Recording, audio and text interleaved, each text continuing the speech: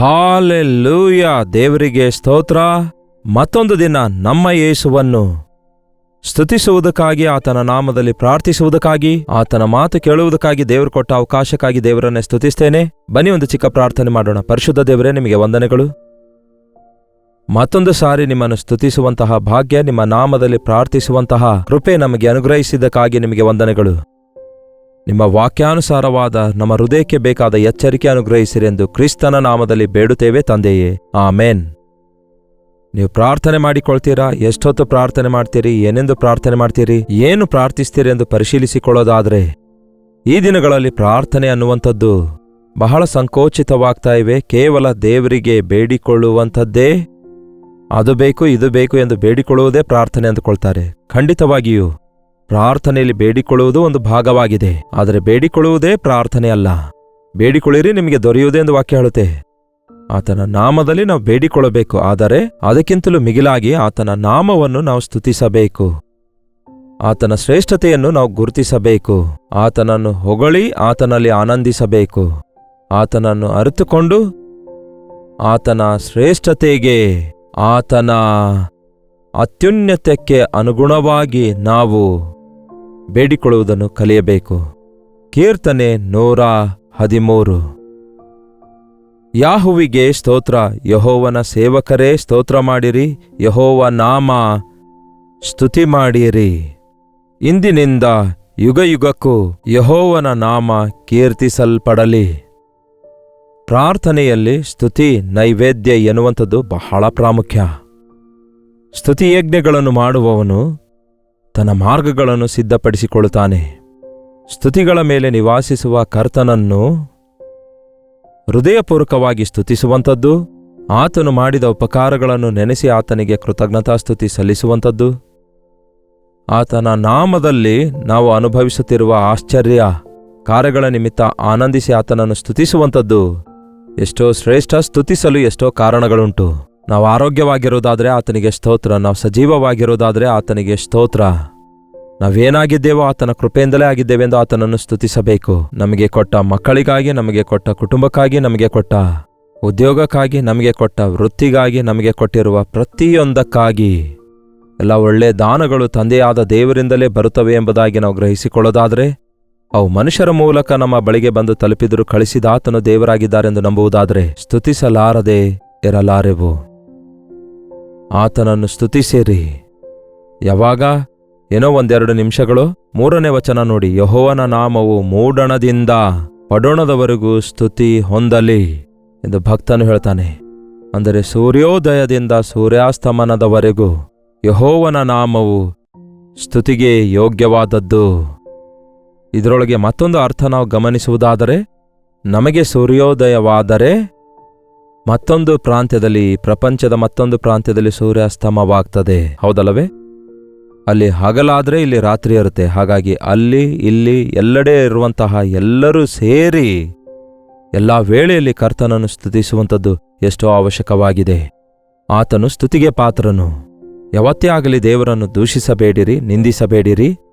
ಯಾವತ್ತೇ ಆಗಲಿ ದೇವರನ್ನು ಪ್ರಶ್ನಿಸಬೇಡಿರಿ. ಆತನು ಸಮಸ್ತವನ್ನು ಒಳ್ಳೆಯದಾಗಿಯೇ ಮಾಡಿದಾತನಾಗಿದ್ದಾನೆ. ಆತನು ಸಮಸ್ತ ಕಾರ್ಯಗಳನ್ನು ನಮಗೋಸ್ಕರ ಮಾಡಿದಾತನು, ಮಾಡುತ್ತಾ ಇರುವಾತನಾಗಿದ್ದಾನೆ. ನಮಗೋಸ್ಕರ ತನ್ನ ಪ್ರಾಣವನ್ನೇ ಧಾರೆ ಎರೆದು ನಮ್ಮನ್ನು ನಿತ್ಯ ನರಕದಿಂದ ತಪ್ಪಿಸುವುದಕ್ಕೋಸ್ಕರ ತನ್ನ ರಕ್ತವನ್ನೇ ಸುರಿಸಿದಾತನಾಗಿದ್ದಾನೆ. ನಿಮಗೆ ಕೊಟ್ಟಿರುವ ರಕ್ಷಣೆಗಾಗಿ ದೇವರನ್ನು ಸ್ತುತಿಸಿರಿ. ನಿಮಗೆ ಕೊಟ್ಟಿರುವ ಜೀವಿತಕ್ಕಾಗಿ ದೇವರಿಗೆ ಸ್ತುತಿಸಿರಿ. ಈ ಜೀವಿತ ಆತನು ಕೊಟ್ಟ ವರವಾಗಿದೆ. ಈ ಜೀವಿತದ ಬೆಲೆ ಅನೇಕರು ಗುರುತಿಸುತ್ತಾ ಇಲ್ಲ. ನಿಮ್ಮ ಬದುಕಿನ ದಿನಮಾನಗಳಲ್ಲಿ ನೀವೇನು ಮಾಡುತ್ತೀರೋ ಅದರಿಂದ ದೇವರಿಗೆ ಸ್ತುತಿಸುವ ರೀತಿಯಲ್ಲಿ ಜೀವಿಸಿರಿ. ನಿಮ್ಮನ್ನು ನೀವೇ ನಿಂದಿಸಿಕೊಳ್ಳುತ್ತಾ, ನಿಮ್ಮನ್ನು ನೀವೇ ಕೀಳಾಗಿ ನೋಡಿಕೊಳ್ಳುತ್ತಾ, ನಿಮ್ಮೊಳಗಿರುವ ಪ್ರತ್ಯೇಕತೆಯನ್ನು ನೀವು ಅರಿಯದೆ ಅನೇಕ ಸಾರಿ ನಿಮ್ಮ ಜೀವಿತವನ್ನು ನಿರುಪಯೋಗ ಮಾಡಿಕೊಳ್ತಾ ಇದ್ದೀರಿ, ವ್ಯರ್ಥ ಮಾಡಿಕೊಳ್ತಾ ಇದ್ದೀರಿ. ಸ್ತುತಿ ಸಲ್ಲಿಸುವುದರ ಮೂಲಕ ಆಶೀರ್ವದಿಸಲ್ಪಡ್ತೇವೆ. ಯಾರಿಗಾದರೂ ಥ್ಯಾಂಕ್ಸ್ ಹೇಳಿದ್ದೇವೆ ಅಂದ್ಕೊಳ್ಳಿ, ಅವರು ಮುಗುಳ್ನಗೆಯಿಂದ ನಮ್ಮನ್ನು ಸ್ವೀಕರಿಸುತ್ತಾರೆ. ಒಂದು ಸಣ್ಣ ವಿಷಯಕ್ಕಾಗಿ ನಾವು ಥ್ಯಾಂಕ್ಸ್ ಹೇಳಿದ್ರೆ ಮತ್ತಷ್ಟು ಕೊಡುವುದಕ್ಕಾಗಿ ಅವರು ಆಶಿಸುತ್ತಾರೆ. ಹಾಗೆಯೇ ಕರ್ತನನ್ನು ಸ್ತುತಿಸುವವನು ಇನ್ನಷ್ಟು ಹೆಚ್ಚಾಗಿ ಆಶೀರ್ವದಿಸಲ್ಪಡ್ತಾನೆ. 7ನೇ ವಚನ ಓದುವುದಾದರೆ ವಾಕ್ಯ ಹೇಳ್ತದೆ, ಆತನು ದೀನರನ್ನು ಧೂಳಿಯಿಂದ ಎಬ್ಬಿಸಿ ಬಡವರನ್ನು ತಿಪ್ಪೆಯಿಂದ ಎತ್ತುತ್ತಾನೆ. ಏನಂತ ಹೇಳುತ್ತೆ ವಾಕ್ಯ? ಆತನು ದೀನರನ್ನು ಧೂಳಿಯಿಂದ ಎಬ್ಬಿಸಿ ಬಡವರನ್ನು ತಿಪ್ಪೆಯಿಂದ ಎತ್ತುತ್ತಾನೆ. ಈ ಲೋಕದಲ್ಲಿ ಐಶ್ವರ್ಯವಂತರನ್ನೇ ಪ್ರೀತಿಸ್ತಾರೆ. ನಮ್ಮ ದೇಶದಲ್ಲಾಗಲಿ ಪ್ರಪಂಚದಲ್ಲೇ ಆಗಲಿ ಮಿಲಿನಿಯರ್ಸ್, ಮಲ್ಟಿ-ಮಿಲಿನಿಯರ್ಸ್ ಆಗ್ತಿದ್ದಾರೆ. ಆದರೆ ಐಶ್ವರ್ಯವಂತರು ಮತ್ತಷ್ಟು ಐಶ್ವರ್ಯವಂತರಾಗ್ತಿದ್ದಾರೆ. ಆದರೆ ಬಡವರು ಬಡವರಾಗಿಯೇ ಉಳ್ಕೊಳ್ಳುತ್ತಿದ್ದಾರೆ. ಈ ಭೂಮಿಯ ಮೇಲೆ ಬಡವರ ಕಣ್ಣೀರು ಒರೆಸುವವರು ಯಾರೂ ಇಲ್ಲ. ಅವರನ್ನು ಬಾಧೆಪಡಿಸುವವರು ಬಲಿಷ್ಠರಾಗಿರೋದ್ರಿಂದ, ಐಶ್ವರ್ಯವಂತರಾಗಿರೋದ್ರಿಂದ, ಅವರ ಬಾಧೆ ತೀರಿಸುವವರೇ ಅವರಿಗೆ ಬಾಧೆ ಪಡಿಸುವಂಥವರಾಗಿರುವುದರಿಂದ ಅವರ ಕಣ್ಣೀರಿಗೆ, ಅವರ ಬಡತನಕ್ಕೆ ಅಂತ್ಯವಿಲ್ಲದ ಸ್ಥಿತಿಯಲ್ಲಿದ್ದಾರೆ. ಬಡವರಾಗಿ ಹುಟ್ಟುವುದಾಗಲಿ, ಬಡವರ ಮನೆಯಲ್ಲಿ ಹುಟ್ಟುವುದಾಗಲಿ, ಬಡವರಾಗಿ ಇರುವಂಥದ್ದೇನು ಪಾಪವಲ್ಲ. ಆದರೆ ಬಡವರನ್ನು ಕನಿಕರಿಸಲಾರದೇ ಇರುವಂಥದ್ದು ಘೋರಾದಿಘೋರ ಪಾಪ. ಬಡವರಿಗೆ ಸುವಾರ್ತೆಯನ್ನು ಸಾರಿರಿ ಎಂದು ಯೇಸು ಹೇಳಿದ್ದಾರೆ. ಯೇಸುವಿನ ಪ್ರೀತಿ ಈ ದಿನ ಪ್ರತಿಯೊಬ್ಬರಿಗೂ ಅವಶ್ಯಕವಾಗಿದೆ. ಈ ಲೋಕ ರೀತಿಯಲ್ಲಿ ನಿಮಗೆ ಧನಧಾನ್ಯಗಳಿಲ್ಲದಿದ್ದರೂ ಕೂಡ ಈ ಮಣ್ಣಿನ ಘಟಕದೊಳಗೆ ದೇವರು ನಿಮಗೊಂದು ನಿಧಿಯನ್ನಿಟ್ಟಿದ್ದಾರೆ. ಅದೇನೆಂದರೆ ಪ್ರತಿ ಮನುಷ್ಯನಿಗೆ ಒಂದು ಆತ್ಮ ಇದೆ. ಆ ಆತ್ಮ ಎಷ್ಟೋ ಅಮೂಲ್ಯವಾಗಿದೆ. ಒಂದು ಲೋಕದಲ್ಲಿರುವ ಸೊತ್ತೆಲ್ಲ ಒಂದು ತಕ್ಕಡಿಯಲ್ಲಿಟ್ಟು ಒಂದು ಆತ್ಮವನ್ನು ಇನ್ನೊಂದು ತಕ್ಕಡಿಯಲ್ಲಿಟ್ಟರೆ ಅದೇ ಹೆಚ್ಚಾಗಿ ತೋರಿಸುತ್ತೆ. ಒಬ್ಬನು ಲೋಕವನ್ನೆಲ್ಲ ಸಂಪಾದಿಸಿಕೊಂಡು ತನ್ನ ಪ್ರಾಣ ನಷ್ಟಪಟ್ಟರೆ ಅವನಿಗೇನು ಪ್ರಯೋಜನ? ಅದಕ್ಕೆ ದೇವರು ದೀನರನ್ನು ಕನಿಕರಿಸುತ್ತಾರೆ, ತಿಪ್ಪೆಯಿಂದ ಎತ್ತುತ್ತಾರೆ. ತಿಪ್ಪೆ ಅನ್ನುವಾಗ ತಿಪ್ಪೆಯೊಳಗಡೆ ನಾವು ಏನು ಎಸೆಯುತ್ತೇವೆ ಹೇಳಿ? ತಿಪ್ಪೆಯೊಳಗೆ ಏನು ಹಾಕ್ತೇವೆ ಹೇಳಿ? ಡಸ್ಟ್ಬಿನ್ನಲ್ಲಿ ಏನು ಹಾಕ್ತೇವೆ ಹೇಳಿ? ಯು ಆರ್ ನಾಟ್ ಯೂಸ್ಫುಲ್ ಅಂತ ಹೇಳಿ ಕ್ರಷ್ ಮಾಡಿ ನಮ್ಗೆ ಅವಶ್ಯಕವಾದದ್ದನ್ನು ಬಳಸಿ ಅದನ್ನು ತೆಗೆದು ಹಾಕಿ ಎಸೆಯುತ್ತೇವೆ, ಬೀಸಾಡ್ತೇವೆ. ಈ ಲೋಕದ ಮನುಷ್ಯರು ಹಾಗೇ ಇದ್ದಾರೆ ಪ್ರೇರೆ. ನಮ್ಮನ್ನು ಉಪಯೋಗಿಸಿಕೊಂಡು ಬೀಸಾಡಿ ಬಿಡ್ತಾರೆ.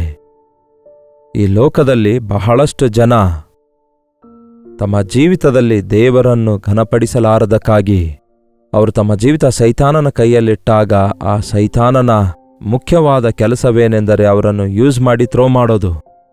ನಿಮ್ಮಲ್ಲಿ ಸಾಮರ್ಥ್ಯ ಇರುವವರೆಗೂ, ನಿಮ್ಮಲ್ಲಿ ಅಂದವು, ಆರೋಗ್ಯವು, ದುಡ್ಡು ಎಲ್ಲವೂ ಬಹಳ ಚೆನ್ನಾಗಿರುವಾಗ ಸೈತಾನನು ನಿಮ್ಮನ್ನು ಉಪಯೋಗಿಸಿಕೊಂಡು ವಿಪರೀತವಾದ ಕಾರ್ಯಗಳನ್ನು ಈ ಲೋಕದಲ್ಲಿ ನಿಮ್ಮ ಮೂಲಕ ಹಂಚುತ್ತಾನೆ. ಆದರೆ ನೀವು ನರಳಾಡಿದವರಾಗಿ ಅನಾರೋಗ್ಯದ ಪಾಲಾದಾಗ, ನೀವು ಬಡವರಾದಾಗ, ನೀವು ದುಡ್ಡಿಲ್ಲದವರಾದಾಗ, ನೀವು ಒಬ್ಬಂಟಿಗರಾದಾಗ ನಿಮ್ಮ ಮೇಲೆ ದಯೆ ತೋರಿಸುವವರು ಯಾರೂ ಇರೋದಿಲ್ಲ. ಆದರೆ ನಿಮ್ಮನ್ನು ಬಿಟ್ಟು ಬಿಡುತ್ತಾರೆ. ಕೆಟ್ಟು ಹೋಗಿರುವುದನ್ನು ಹುಡುಕಿ ರಕ್ಷಿಸುವುದಕ್ಕಾಗಿಯೇ ಬಂದಿದ್ದೇನೆಂದು ಯೇಸು ಹೇಳಿದಾರಲ್ಲವೇ? ಯಾರನ್ನೆಲ್ಲ ಯೂಸ್ಲೆಸ್ ಎಂದು ತಳ್ಳಿ ಹಾಕಲಾಗಿದೆಯೋ, ಯಾರ್ಯಾರು ಇನ್ನು ನಾನು ಪ್ರಯೋಜನಕ್ಕೆ ಬರಲ್ಲ ಎಂದು ಮೂಲೆಯಲ್ಲಿ ಬಿದ್ದಿದ್ದಾರೋ, ಯಾರ್ಯಾರು ಚದರಿ ಹೋದವರಾಗಿ ನಾನು ಯಾಕೆ ಬದುಕುತ್ತಿದ್ದೇನೆ, ನನಗೆ ಪ್ರಯೋಜನಕರವಾದ ಜೀವಿತ ಇಲ್ಲವೆಂದು ವಿರಕ್ತಿಗೊಳಗಾಗಿದ್ದಾರೋ ಅಂಥವರನ್ನು ಹುಡುಕುವುದಕ್ಕಾಗಿಯೇ ಯೇಸು ಬಂದಿದ್ದಾರೆ. ನಶಿಸಿ ಹೋಗುವವರನ್ನು ಹುಡುಕಿ ರಕ್ಷಿಸುವುದಕ್ಕಾಗಿ ನಾನು ಬಂದಿದ್ದೇನೆ ಅನ್ನುತ್ತಾರೆ. ದೀನರನ್ನು, ಬಡವರನ್ನು ಕನಿಕರಿಸುವುದಕ್ಕಾಗಿಯೇ ಬಂದಿದ್ದಾರೆ. ನಿಜವಾಗಲೂ ಯೇಸುವಿನ ಪ್ರೀತಿ ಈ ದಿನ ಆತನ ರಕ್ಷಣೆ ಹೊಂದಿದಂತಹ ನಾವು ಅನುಭವಿಸಬೇಕು. ಇತ್ತೀಚೆಗೆ ನಾವು ಬಡವರ ಮಧ್ಯದಲ್ಲಿಯೂ ಕೂಡ ಸೇವೆ ಮಾಡ್ತಿದ್ದೇವೆ. ಅವರ ಬಳಿಗೆ ಹೋಗಿ ಅವರ ಅವಶ್ಯಕತೆ ಏನೆಂದು ತಿಳ್ಕೊಂಡಾಗ, ಅವರ ಬಾಧೆ ನೋಡಿ ಅವರ ಕತೆ ಕೇಳ್ತಿರುವಾಗ ಎಷ್ಟೋ ಹೃದಯದೊಳಗೆ ವೇದನೆ ಉಂಟಾಗುತ್ತೆ, ಹೃದಯದೊಳಗೆ ಪ್ರೀತಿ ಉಂಟಾಗುತ್ತೆ. ಯೇಸುವಿನ ಪ್ರೀತಿಯ ಕುರಿತಾಗಿ ಅವರಿಗೆ ಸಾರಿ ಹೇಳಿದಾಗ, ಯೇಸುವಿನ ಪ್ರೀತಿ ಅವರೊಂದಿಗೆ ಹಂಚಿಕೊಂಡಾಗ, ನಮಗೆ ಕೈಲಾದ ಸಹಾಯ ಅವರಿಗೆ ಮಾಡಿದಾಗ ಅದು ಅವರಿಗೆ ಎಷ್ಟೋ ಆನಂದ ಉಂಟು ಮಾಡುತ್ತೆ. ಆದರೆ ಎಷ್ಟೇ ಜನರಿಗೆ ನೀವು ಎಷ್ಟೇ ಕೊಟ್ಟರು ಕೂಡ, ವಸ್ತ್ರ ಕೊಟ್ಟರು, ಆಹಾರ ಕೊಟ್ಟರು, ಆ ತಿಪ್ಪೆಯ ಸ್ಥಿತಿಯಲ್ಲಿದ್ದಂಥವರನ್ನು, ಆ ಒಂದು ದೀನ ದಶೆಯಲ್ಲಿದ್ದಂಥವರನ್ನು, ವಾಕ್ಯ ಏನು ಹೇಳುತ್ತೆ, ಬಡತನದಲ್ಲಿದ್ದವರನ್ನು ಒಂದು ಹೊತ್ತು ಆಹಾರ ಕೊಟ್ಟು ನಾವು ಬದಲಾಯಿಸ್ಲಿಕ್ಕಾಗಲ್ಲ. ಅನ್ನದಾನ ವಸ್ತ್ರದಾನದಿಂದ ಅವರಿಗೆ ಉಪಕಾರ ಮಾಡಲಿಕ್ಕಾಗಲ್ಲ. ಆದರೆ ಅವರನ್ನು ಕ್ರಿಸ್ತನು ಆಶೀರ್ವದಿಸುತ್ತಾರೆ ಎಂಬ ಸಂಗತಿಯನ್ನು ಯೇಸುವಿನಲ್ಲಿ ನಂಬಿಕೆ ಇಡುವುದಾದರೆ, ತಿಪ್ಪೆಯಲ್ಲಿ ಬಿದ್ದವನಾದಾಗಿಯೂ, ಬಡವನಾದಾಗಿಯೂ, ಎಲ್ಲರಿಂದಲೂ ತಳ್ಳಿ ಹಾಕಲ್ಪಟ್ಟವನಾದಾಗಿಯೂ, ಯಾವುದೇ ಪ್ರಯೋಜನವಿಲ್ಲದ ಜೀವಿತ ಜೀವಿಸುವವನಾದಾಗಿಯೂ, ದೇವರು ನನ್ನನ್ನು ಸೃಷ್ಟಿಸಿದ್ದಾರೆ ಎಂದು ಗ್ರಹಿಸಿ ದೇವರೇ ನನಗೆ ಸಹಾಯ ಮಾಡಿರಿ ಎಂದು ಬೇಡಿಕೊಳ್ಳುವುದಾದರೆ, ಆತನ ನಾಮದಲ್ಲಿ ಪ್ರಾರ್ಥಿಸುವುದಾದರೆ ಅದ್ಭುತ ಕಾರ್ಯಗಳು ನಡೆಯುತ್ತವೆ. ಅವರು ಪ್ರಾರ್ಥಿಸಿಕೊಳ್ಳಲಾರದ ಸ್ಥಿತಿಯಲ್ಲಿರುವುದರಿಂದ ನಾವು ಅವರಿಗೋಸ್ಕರ ವಿಜ್ಞಾಪನೆ ಮಾಡಬೇಕು. ಅದಕ್ಕೆ ಸಭೆಯೊಳಗೆ ಹೋಗಿ ಸಭೆಯಲ್ಲಿ ಜೊತೆ ವಿಶ್ವಾಸಿಗಳೊಂದಿಗೆ ಸೇರಿ ನಮಗೋಸ್ಕರವಲ್ಲದೆ ನಾವು ಅನೇಕರಿಗೋಸ್ಕರ, ಅವಶ್ಯಕತೆಗಳಲ್ಲಿದ್ದವರಿಗೋಸ್ಕರ, ಸಮಸ್ಯೆಗಳಲ್ಲಿದ್ದವರಿಗೋಸ್ಕರ, ಬಾಧೆಯಲ್ಲಿದ್ದವರಿಗೋಸ್ಕರ, ಬಡತನದಲ್ಲಿದ್ದವರಿಗೋಸ್ಕರ, ಹೊತ್ತು ಆಹಾರ ಕೂಡ ತಿನ್ನಲಾಗದವರಿಗೋಸ್ಕರ, ಪಾಪ ಬಂಧನದಲ್ಲಿದ್ದು ತಮ್ಮನ್ನು ತಾವು ನಾಶ ಮಾಡಿಕೊಳ್ಳುವವರಿಗೋಸ್ಕರ ದೇವರ ಸನ್ನಿಧಿಯಲ್ಲಿ ವಿಜ್ಞಾಪನೆ ಮಾಡಬೇಕು. ನಾವು ಮಾಡುವ ವಿಜ್ಞಾಪನೆಗಳಿಂದ ದೇವರು ತನ್ನ ಕಾರ್ಯಗಳನ್ನು ಮಾಡುತ್ತಾರೆ. ಆತನು ಬಡವರನ್ನು ತಿಪ್ಪೆಯಿಂದ ಎತ್ತುತ್ತಾನೆ, ದೀನರನ್ನು ಧೂಳಿಯಿಂದ ಎಬ್ಬಿಸುತ್ತಾನೆ. ಮಾಡದಿರುವ ಅಪರಾಧಕ್ಕಾಗಿ ಸೆರೆಮನೆಯೊಳಗೆ ಬಿದ್ದಿರುವ ಯೋಸೇಫನನ್ನು ತಂದು ಐಗುಪ್ತ್ಯದ ಅರಮನೆಯಲ್ಲೇ ಪ್ರಧಾನಿಯಾಗಿ ಕುಡ್ರಿಸಿದಾತನು ಆ ದೇವರೇ. ತಂದೆ ತಾಯಿಗಳಿಲ್ಲದಂತಹ ಅನಾಥಳಾದಂತಹ ಎಸ್ತೇರಳನ್ನು ತಂದು ಒಂದು ದೇಶದ ರಾಣಿಯನ್ನಾಗಿ ಮಾಡಿದಾತನು ಆತನೇ. ಅಣ್ಣಂದರಿಂದಲೂ ಸ್ವಂತವರಿಂದಲೂ ತಿರಸ್ಕರಿಸಲ್ಪಟ್ಟು ಕುರಿಗಳನ್ನು ಮೇಯಿಸುತ್ತಿರುವ ದಾವೀದನನ್ನು ತಂದು ಚಕ್ರವರ್ತಿಯನ್ನಾಗಿ ಆಶೀರ್ವದಿಸಿದಾತನು ಆತನೇ. ಒಮ್ಮೆ ನಿಷ್ಪ್ರಯೋಜನಕರವಾದ ಕಾರ್ಯಗಳಿಂದ ನನ್ನ ಜೀವಿತ ನಾಶ ಮಾಡಿಕೊಳ್ಳುವಾಗ ನನ್ನನ್ನು ರಕ್ಷಿಸಿದ ನನ್ನ ಯೇಸು ಈ ದಿನ ನನ್ನನ್ನು ಅನೇಕರಿಗೆ ಆಶೀರ್ವಾದಕರವಾಗಿ ಮಾಡಿರೋದಾದರೆ ಅದು ಆತನ ಕೃಪೆಯೇ. ಪ್ರಯೋಜನವಿಲ್ಲದವರನ್ನು ಪ್ರಯೋಜನನ್ನಾಗಿ ಮಾಡಿ ನಿಷ್ಪ್ರಯೋಜಕರನ್ನು ಆಶೀರ್ವದಿಸುವವನು ಆತನೇ.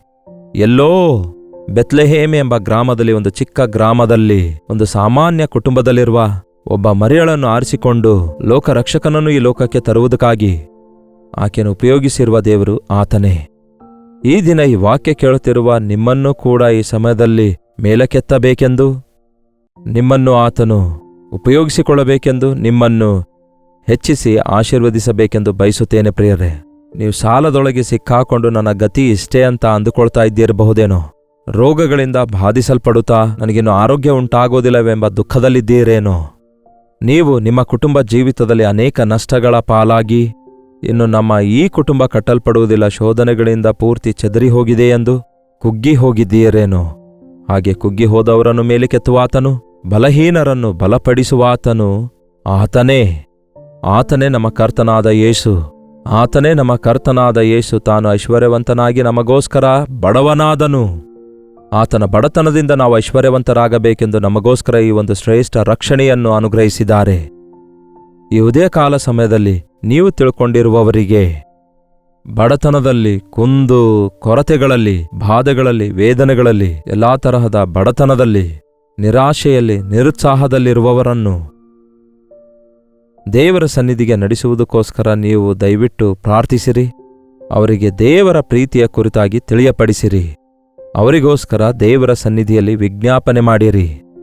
ಯಾವ ಪ್ರಯೋಜನಕ್ಕೆ ಬಾರದವರನ್ನು ಪ್ರಯೋಜಕರನ್ನಾಗಿ ಮಾಡುವ ಆತನೇ ನಮ್ಮ ಕರ್ತನಾದ ಯೇಸು ಕ್ರಿಸ್ತನಾಗಿದ್ದಾರೆ. ತಿಪ್ಪೆಯೊಳಗೆ ಬಿದ್ದವನನ್ನು ಸಿಂಹಾಸನದ ಮೇಲೆ ಕುಡ್ರಿಸುವಾತನೂ, ಕೆಲಸಕ್ಕೆ ಬಾರದ ಪ್ರಯೋಜನವಿಲ್ಲದವರನ್ನು ಪ್ರಯೋಜಕರನ್ನಾಗಿ ಮಾಡಬಲ್ಲ ಒಬ್ಬ ಪಾಪಿಯನ್ನು ಪರಿಶುದ್ಧಗೊಳಿಸಿ ತನ್ನ ನಾಮ ಮಹಿಮೆಗೋಸ್ಕರ ಉಪಯೋಗಿಸಿಕೊಳ್ಳಬಲ್ಲಂತಹ ಈ ಶ್ರೇಷ್ಠನಾದ ಕ್ರಿಸ್ತನನ್ನು ನೀವು ಅರಿತುಕೊಂಡಿರುವುದಾದರೆ, ನೀವು ನಂಬುವುದಾದರೆ, ನೀವು ಅನುಭವಿಸುತ್ತಿರುವುದಾದರೆ, ಈ ಶ್ರೇಷ್ಠ ದೇವರ ಕುರಿತಾಗಿ ನಮ್ಮ ಸುತ್ತಲಿರುವವರಿಗೆ ತಿಳಿಯಪಡಿಸುವುದಕ್ಕಾಗಿ ನಾವು ಪ್ರಯಾಸ ಪಡಬೇಕು. ಅದೇ ನಿಜವಾದ ಕ್ರೈಸ್ತಿಯ ಸೇವೆ.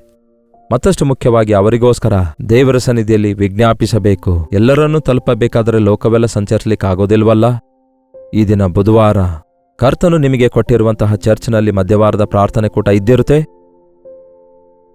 ಆ ಪ್ರಾರ್ಥನೆ ಕೂಟಕ್ಕೆ ಅನೇಕರು ಕೂಡಿ ಬಂದು ಒಂದೇ ಮನಸ್ಸಿನಿಂದ ಪ್ರಾರ್ಥನೆ ವಿಜ್ಞಾಪನೆಗಳನ್ನು ಮಾಡಿರಿ. ನಾವೆಲ್ಲರೂ ಒಂದೇ ಮನಸ್ಸಿನಿಂದ ಪ್ರಾರ್ಥನೆ ಮಾಡುವಾಗ ದೇವರು ಎಷ್ಟೋ ಅದ್ಭುತ ಮಹತ್ ಕಾರ್ಯಗಳನ್ನು ಮಾಡ್ತಾರೆ. ನೀವು ಕುಟುಂಬವಾಗಿ ಪ್ರಾರ್ಥಿಸಿ. ನಿಮ್ಮ ಕುಟುಂಬದಲ್ಲಿ ಮಾರ್ಪಡಲಾರದವರಿಗೋಸ್ಕರ ಪ್ರಾರ್ಥಿಸಿರಿ.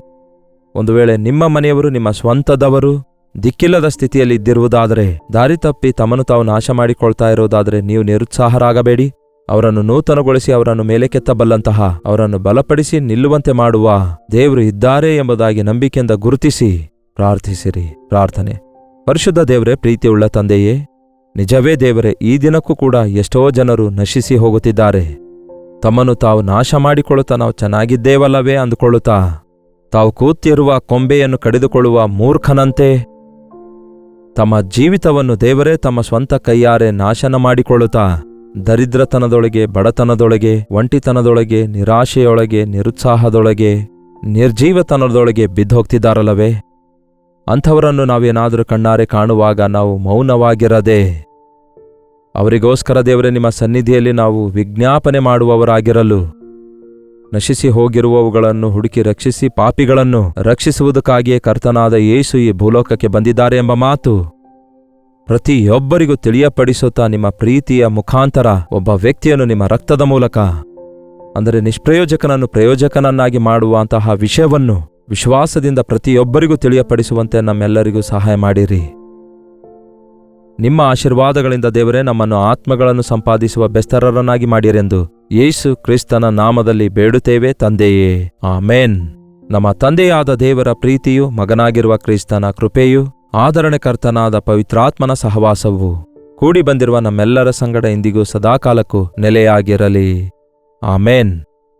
ದೇವರಿಗೆ ಸ್ತೋತ್ರ. ನಿಮ್ಮ ಪ್ರಾರ್ಥನಾ ಮನವಿಗಳನ್ನು 8939731313 ನಂಬರ್ಗೆ ಒಂದು ಟೆಕ್ಸ್ಟ್ ಇಲ್ಲವೇ ವಾಯ್ಸ್ ಮೆಸೇಜ್ ಮುಖಾಂತರ ವಾಟ್ಸಪ್ ಕಳಿಸಿಕೊಡಿರಿ.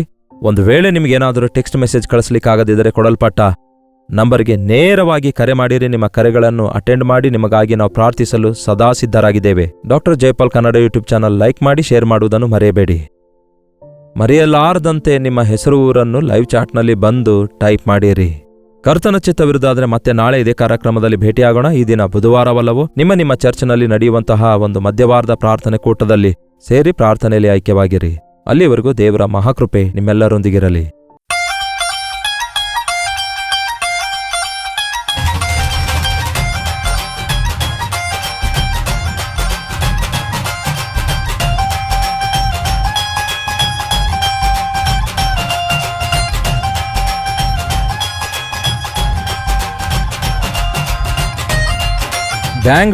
ಬೆಂಗಳೂರಿನ ಸುತ್ತಮುತ್ತಲಿರುವಂಥವರಿಗೆ ಶುಭವಾರ್ತೆ. ಕರ್ತನ ಚಿತ್ತವಿರೋದಾದರೆ ಈ ಸೆಪ್ಟೆಂಬರ್ ತಿಂಗಳು 2ನೇ ತಾರೀಕಿನಂದು ಮಧ್ಯಾಹ್ನ 2 ಗಂಟೆಯಿಂದ 5 ಗಂಟೆವರೆಗೂ ಮತ್ತು ಸಂಜೆ 6 ಗಂಟೆಯಿಂದ ರಾತ್ರಿ 10 ಗಂಟೆಯವರೆಗೂ 2 ಸೆಷನ್ಸ್ಗಳಾಗಿ ಒನ್ ಡೇ ಗೆಟ್ ಟುಗೆದರ್ ಅನ್ನು ಬ್ಯಾಂಗ್ಳೂರಿನಲ್ಲಿರುವಂತಹ ನಿಮಗೋಸ್ಕರ ಮತ್ತು ಸುತ್ತಮುತ್ತಲಲ್ಲಿರುವಂತಹ ನಿಮ್ಮೆಲ್ಲರಿಗೋಸ್ಕರ ಈ ಒಂದು ಗೆಟ್ ಟುಗೆದರ್ ಏರ್ಪಡಿಸುತ್ತಿದ್ದೇವೆ. ಪ್ರತಿ ಸಾರಿ ಎಷ್ಟೋ ಸ್ಥಳಗಳಿಂದ, ಆ ಕಡೆ KGF, ಈ ಕಡೆ ಬಳ್ಳಾರಿ, ಅನಂತಪುರ, ಎಷ್ಟೋ ಸ್ಥಳಗಳಿಂದ ಬರುವವರಾಗಿದ್ರೆ ಒಂದು ಹಬ್ ಆಗಿರೋದ್ರಿಂದ ಒಂದು ಟೌನ್ ಅಲ್ಲಿ ಇಟ್ಟರು ಕೂಡ ಸುತ್ತಮುತ್ತಲಿನ ಹಳ್ಳಿಗಳಿಂದ, ಸುತ್ತಮುತ್ತಲಿರುವ ತೆಲುಗು ರಾಜ್ಯಗಳಿಂದ ಅನೇಕರು, ಕರ್ನಾಟಕದಿಂದಲೂ ಮತ್ತು ಅನೇಕ ಜನರು ಈ ಸೋಷಿಯಲ್ ಮೀಡಿಯಾದ ಮೂಲಕ, ಟೆಲಿವಿಷನ್ ಮೂಲಕ ಮೇಲ್ಗಳನ್ನು ಹೊಂದುತ್ತಿರುವ ನೀವೆಲ್ಲರೂ ಬರುವುದು ನಮಗೆ ಎಷ್ಟೋ ಸಂತೋಷಕರವಾಗಿದೆ. ನಿಮ್ಮೆಲ್ಲರನ್ನು ಮುಖಾಮುಖಿಯಾಗಿ ನೋಡಿ ನಿಮಗೋಸ್ಕರ ಪ್ರಾರ್ಥಿಸಬೇಕೆಂದು ಬ್ಯಾಂಗ್ಳೂರಿಗೆ ಬರ್ತಿದ್ದೇವೆ. ನೀವು ಬನ್ನಿ. ಈ ಒನ್ ಡೇ ಗೆಟ್ ಟುಗೆದರ್ನಲ್ಲಿ ಪಾಲ್ಗೊಂಡು ದೈವಾಶೀರ್ವಾದಗಳನ್ನು ಹೊಂದಿಕೊಳ್ಳಿರಿ. ಗಮನದಲ್ಲಿಟ್ಕೊಳ್ಳಿ, ಸೆಪ್ಟೆಂಬರ್ 2ನೇ ತಾರೀಕಿನಂದು ಮಧ್ಯಾಹ್ನ 2 ಗಂಟೆಯಿಂದ 5 ಗಂಟೆವರೆಗೂ, 6 ಗಂಟೆಯಿಂದ ರಾತ್ರಿ 10 ಗಂಟೆವರೆಗೂ. ಯಾವ ಸ್ಥಳ ಅಂತೀರಾ? Hudson community centre, near corporation circle, Bangalore. ಇನ್ನೂ ಈ ವಿಷಯದಲ್ಲಿ ನಿಮಗೆ ವಿವರಗಳು ಬೇಕಾದರೆ QR ಕೋಡ್ ಸ್ಕ್ಯಾನ್ ಮಾಡಿಕೊಳ್ಳಿರಿ, ಇಲ್ಲವೇ ಕೆಳಗಡೆ ಕೊಡಲ್ಪಟ್ಟಿರುವ ನಂಬರ್ಗಳಿಗೆ ವಾಟ್ಸಪ್ ಕಳಿಸಿರಿ, ನಿಮಗೆ ಲಿಂಕ್ ಕಳಿಸಲಾಗುತ್ತೆ. ತಪ್ಪದೇ ಬರ್ತೀರಲ್ಲವೋ?